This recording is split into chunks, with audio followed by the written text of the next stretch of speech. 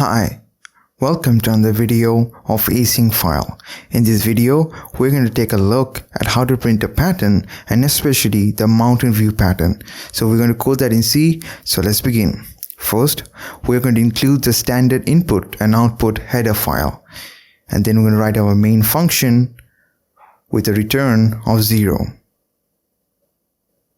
Then we're going to initialize some variables which would be helpful in our code, which is row, I, and j. So we're going to take the number of rows from the user. So we're going to print a message for the statement. So enter the number of rows. Scanf. We're going to do a %d, ampersand of row and a semicolon. So we're going to use our for loop. That would be our outer loop, which will control the number of rows.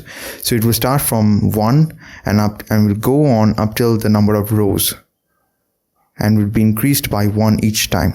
The inner loop, which will contain the first half of the pattern, it will be from 1 and up till I. So printf the star. It will print the star. So next we will write the logic for the spaces in our code.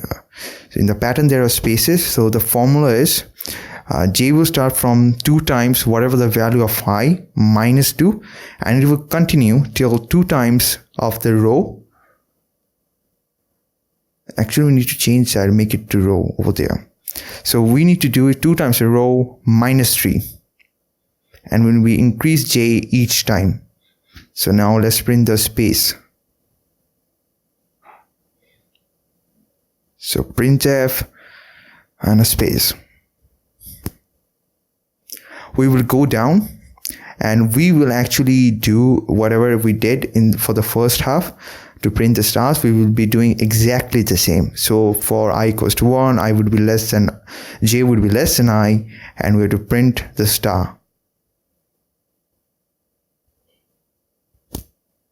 And finally, we're going to print out the new line so that the cursor moves on to the next line and the pattern gets printed.